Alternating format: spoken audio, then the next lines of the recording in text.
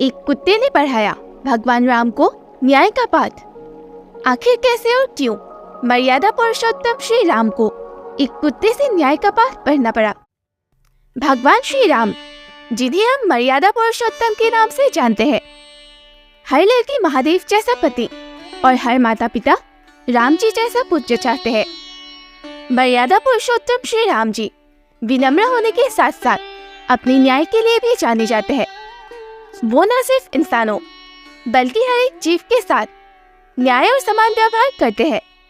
इसलिए हमारे यहाँ सब राम राज्य की बात करते हैं, जहाँ हर एक जीव को समान प्रेम और सम्मान दिया जाता है।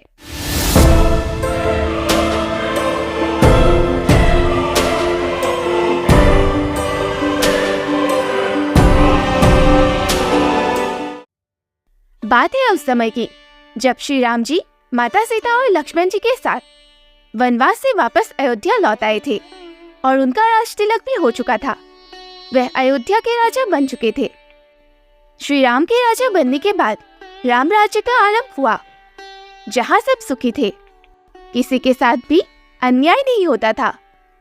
रोज श्री राम हमेशा राम दरबार लगाते थे, जहाँ वे अपनी प्रजा के पक्षों को, समस्याओं को सुनते थे और उनका समाधान करते थे और सबके साथ न्याय करते थे।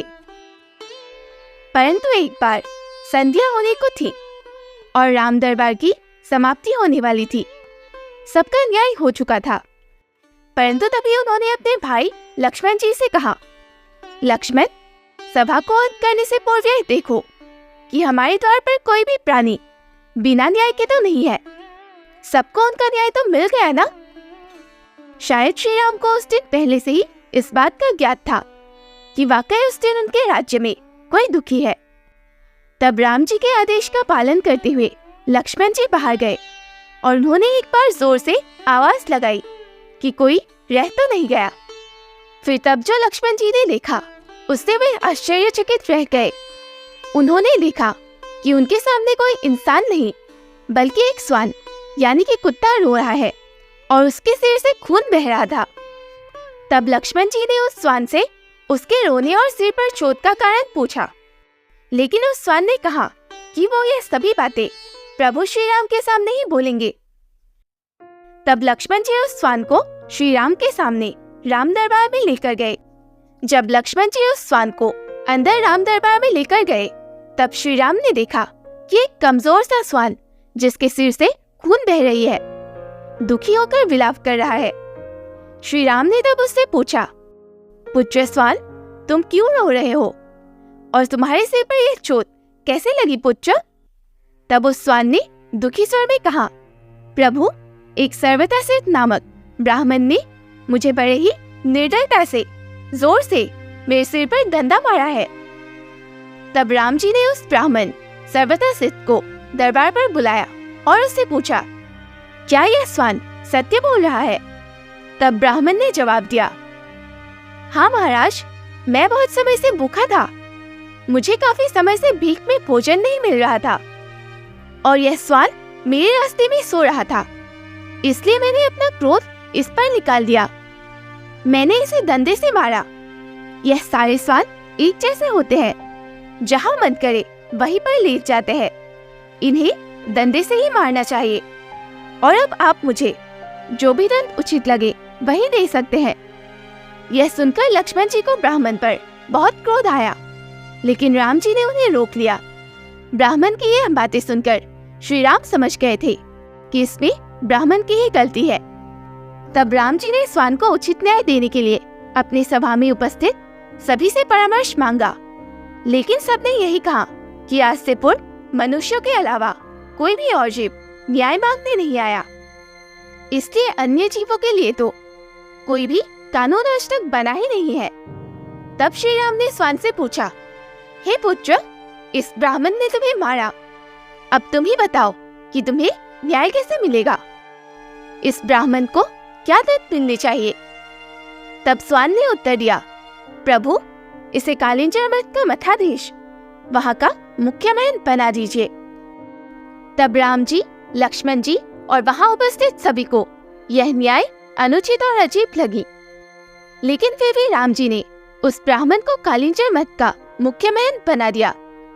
ब्राह्मण सर्वदा सिद्ध को एक गज पर बैठाकर सम्मानित कालिंजर मठ का मुख्य महंत बना दिया गया। उन दिनों कालिंजर मठ बहुत ही प्रतिष्ठित मठ मानी जाती थी। इस न्याय से ब्राह्मण सर्वदा सिद्ध बहुत ही प्रसन्न था। उसके बाद राम जी ने उस स्वान से पूछा, पुत्र, मुझे तुम्हारी न्याय बिल्कुल समझ नहीं आई। तुमने उस ब्राह्मण को इतने प्रसिद्ध मठ का मठाधीश बना दिया, उससे उसका सुख और सम्मान बढ़ेगा, उसकी ख्याति होगी। यह सजा कम और पुरस्कार अधिक लग रहा है। आखिर इस सजा का अर्थ और इसके पीछे का उद्देश्य आखिर क्या है? तब स्वान ने जवाब दिया, प्रभु, पूर्व जन्म में मैं भी कालिंजर मठ का मुख्य महंत था। शुरू में मैं उस मठ के लिए सच्चे हृदय से बिल्कुल समर्पित था। सेवा और लोक कल्याण के उद्देश्य से कार्य किया करता था। परंतु जैसे जैसे समय बीतता गया और मेरी ख्याति बढ़ती गई, मुझ में अहंकार आ गया। मैं गलत और अनुचित कार्यों में लिप्त हो गया और इस प्रकार मेरे आसपास से लोग दूर होने लगे और मेरा जीवन एक स्वान के समान हो गया। और अगले जन्म यानी इस जन्म में मैंने एक स्वान के रूप में जन्म लिया। अब यह ब्राह्मण सर्वदा सिद्ध, इसके अंदर क्रोध और अहंकार है। मेरे तरह ये ब्राह्मण भी ख्याति और प्रतिष्ठा आने के पश्चात अहंकारी बन जाएगा और जब वह गलत कार्य करेगा और अपने कर्तव्य से पीछे हट जाएगा, तब अगले जन्म में उसे भी मेरी तरह स्वान बनना पड़ेगा। तब इसे समझ में आएगा कि दूसरों का दुख क्या होता है, दूसरों को पीड़ा पहुंचाने पर कितनी तकलीफ होती है और कभी भी अहंकार नहीं करनी चाहिए। और इस प्रकार सर्वदा सिद्ध को दंड और मुझे न्याय मिल जाएगा। तब राम जी और राम दरबार में उपस्थित सभी को स्वान का न्याय समझ आया और सबने उस स्वान की वाहवाही और समर्थन किया। इस प्रकार एक स्वान ने राम जी और मानवता को यह सिखाया था कि अहंकार सदैव भी हमारा नुकसान करती है और हमें सदा ही सभी जीवों का सम्मान और उनसे प्रेम करना चाहिए। तो आपको यह प्यारी सी कथा कैसी लगी? ऐसे ही धार्मिक रोचक कथाओं के लिए काशीवांश क्रिएशंस को जरूर सब्सक्राइब करें। हर हर महादेव।